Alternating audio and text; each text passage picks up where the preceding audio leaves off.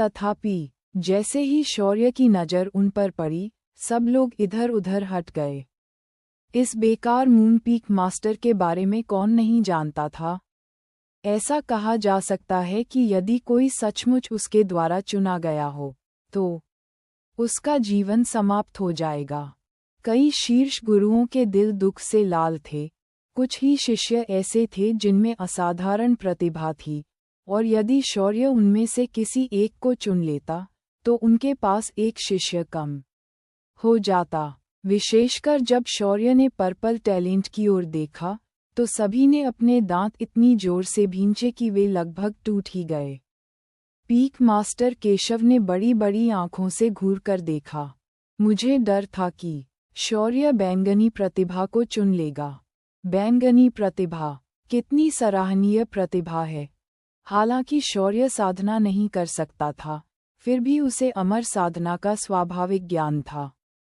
उसे ये स्वीकार करना पड़ा कि उसकी प्रतिभा वाकई बहुत प्रभावशाली थी। हालांकि उन्होंने तुरंत फैसला नहीं लिया, बल्कि सिस्टम से संपर्क किया। सिस्टम, आपने जिस नामित व्यक्ति का जिक्र किया है, वह कौन है? शौर्य ने पूछे बिना नहीं रह सका। मेज़बान को रिपोर्ट करें। अपशिष्ट पदार्थ बंधन को सक्रिय करने की एकमात्र शर्त यह है कि मेज़बान द्वारा भर्ती किया गया शिष्य वास्तव में एक अपशिष्ट होना चाहिए। क्या ये सचमुच बर्बादी है? शौर्य हक्का बक्का रह गया। इस चौक पर सचमुच का बेकार जानवर होना असंभव था। सबसे निचले स्तर की श्वेत प्रतिभा भी कम से कम संवर्धन कर सकती थी। मेज़बान, चिंता मत करो। मेज़बान के लिए एक लक्ष्य मिल गया है। श्वेत प्रतिभा धारक, आदित्य। जैसे ही सिस्टम की आवाज़ धीमी हुई, उसने शौर्य का ध्यान सीधे श्वेत प्रतिभाओं की भीड़ में काले कपड़े पहने एक युवक की ओर दिलाया। वह युवक काले रंग का चोगा पहने हुए था, लंबा लंबा था और धार्मिकता से परिपूर्ण था। क्या आपको यकीन है कि वह सचमुच बेकार है? शौर्य ने उत्सुकता से पूछा। सिस्टम कोई गलती नहीं करेगा। कृपया विश्वास के साथ उसे शिष्य के रूप में स्वीकार करें। सफल भर्ती के बाद मेजबान को एक अज्ञात पुरस्कार दिया जाएगा। जब शौर्य सिस्टम से संवाद कर रहा था, तब श्वेत प्रतिभाओं में से एक आदित्य अपना सिर झुकाए बैठा था। उसने अपने दाहिने हाथ की अनामिका उंगली पर पहनी हुई स्टोरेज रिंग को धीरे से घुमाया। जल्द ही उसके मन में एक आवाज़ आई, बच्चे, तुम्हारे साथ अनुबंध करने के लिए मुझे 8 जन्मों का दुर्भाग्य झेलना पड़ा है। तुम्हारी इस असाधारण रूप से कमजोर काया को देखते हुए, क्या तुम जानते हो कि मैंने तुम्हें परीक्षा के दौरान श्वेत प्रतिभा दिखाने के लिए कितना प्रयास किया ताकि तुम बिना पकड़े गए संप्रदाय में प्रवेश कर सको? बड़े हेमंत, मुझे सचमुच बहुत खेद है, आदित्य ने सिर झुकाकर कहा। बस करो और कुछ मत कहो। क्योंकि हमारा अनुबंध है, इसलिए हम मान सम्मान और अपमान दोनों के भागीदार हैं। जब तक तुम मेरी बात मानते रहोगे, भविष्य में अद्वितीय शक्ति बनने के लिए दिव्य तंत्र को उल्टना कोई सपना नहीं है। ठीक है, बड़े हेमंत, आप जो कहेंगे मैं वही करूँगा, आदित्य ने उत्साह से कहा। एल्डर हेमंत ने कहा, मून पीक से जुड़ने का कोई रास्ता ढूंढो। मून पीक से जुड़ें? आदित्य हैरान होकर बोला, क्या वह मून पीक मास्टर भी मेरी तरह ही निकम्मा नहीं है? बर्बाद तो बर्बादी ही होती है। मैंने ये नहीं कहा कि तुम उससे कचरे को खजाने में बदलने की उम्मीद रखो। मेरा मतलब ये है कि मेरी भविष्यवाणी के अनुसार मून पीक के नीचे एक विशेष अग्नि है जिसकी तुम्हें ज़रूरत है। उस अग्नि को प्राप्त करने के बाद मैं तुम्हें सिखाऊंगा कि उसका उपयोग करके गोलियां कैसे बनाई जाती हैं, जिससे तुम साधना के मार्ग पर चल सकोगे और साधारण प्रतिभाओं से कहीं आगे निकल जाओगे। इसके अलावा मून पीक मास्टर का बेकार होना वास्तव में आपके लिए कार्रवाई करना और भी सुविधाजनक बनाता है।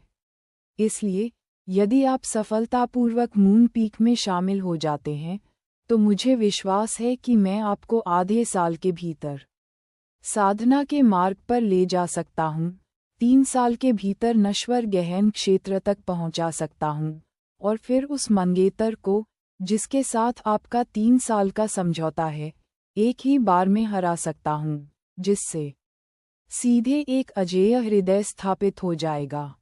ठीक है, एल्डर हेमंत, मैं समझ गया। मैं इसे जरूर करूँगा। बड़े हेमंत की आवाज़ सुनकर आदित्य उत्साहित हो गया और उसने अपनी मुट्ठियाँ भींच लीं। अनजाने में ही उसकी नज़रें शौर्य की ओर चली गईं, और संयोगवश शौर्य उसे ही देख रहा था। उनकी निगाहें मिलीं। उसे श्वेत प्रतिभाओं में से वह शिष्य, शौर्य ने आदित्य की ओर सीधे इशारा करते हुए कहा। जैसे ही शौर्य बोला, वहां मौजूद सभी लोग स्तब्ध रह गए। ये सब क्या हो रहा है? अगर उन्हें पहला विकल्प दिया जाता, तो क्या वे वास्तव में एक श्वेत प्रतिभा को चुनते?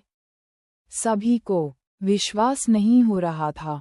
पीक मास्टर केशव अपनी हंसी नहीं रोक पाए और शौर्य को घूरते हुए बोले, छोटे निकम्मे, मुझे तुमसे इतनी समझदारी की उम्मीद नहीं थी।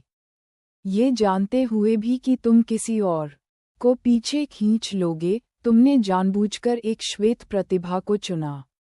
इस कदम से तो मेरा तुम्हारे प्रति सम्मान और भी बढ़ गया है। हाँ हाँ। अरविंद के चेहरे का एक हिस्सा भी पीला पड़ गया था। उन्हें ये भी उम्मीद नहीं थी कि शौर्य यह फैसला लेगा।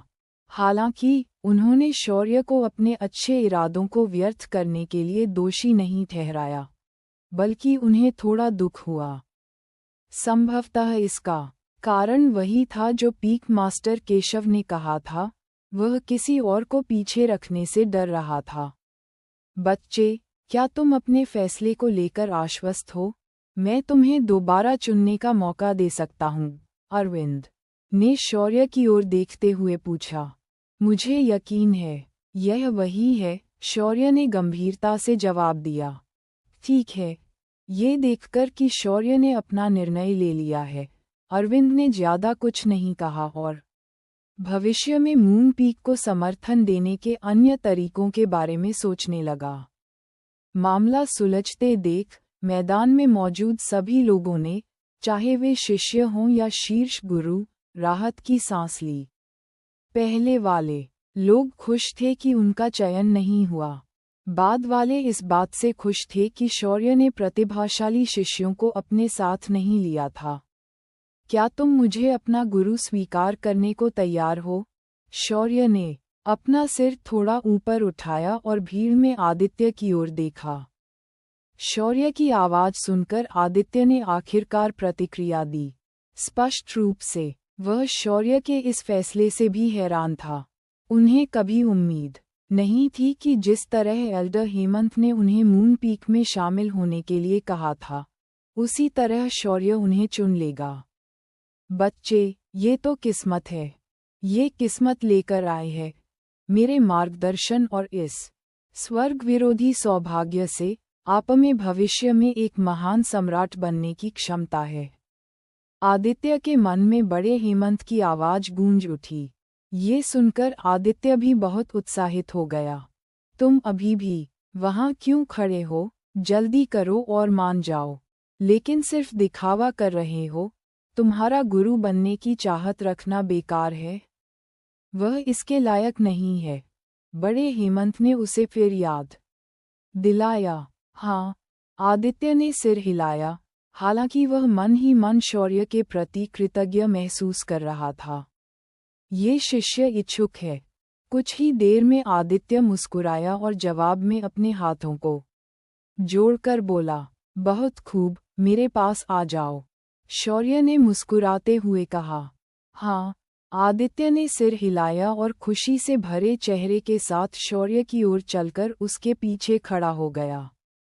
श्वेत प्रतिभा वाले शिष्यों सहित सभी लोग आदित्य को ऐसे देख रहे थे मानो वह मूर्ख हो। इस निकम्मे के हाथों में पड़कर भी क्या वह खुश रह सकता था? उसका शिष्य होना शायद किसी अन्य शिखर पर एक साधारण शिष्य होने से भी बदतर था। इसके बाद अंततः पीक मास्टर केशव और अन्य लोगों की बारी आई। इसमें कोई आश्चर्य की बात नहीं है कि पीक मास्टर केशव ने सीधे बैंगनी प्रतिभा वाले शिष्य को सुलह का प्रस्ताव दिया, विभिन्न लाभों का वादा किया और उसे सफलतापूर्वक अपने साथ शामिल कर लिया। हालांकि अन्य शीर्ष गुरु अनिच्छुक थे, लेकिन वे कुछ नहीं कर सकते थे और प्रत्येक ने लाल प्रतिभा वाले एक शिष्य को चुना। हालांकि इस समय शौर्य का चेहरा खुशी से खिल उठा था, क्योंकि सिस्टम का इनाम आ चुका था।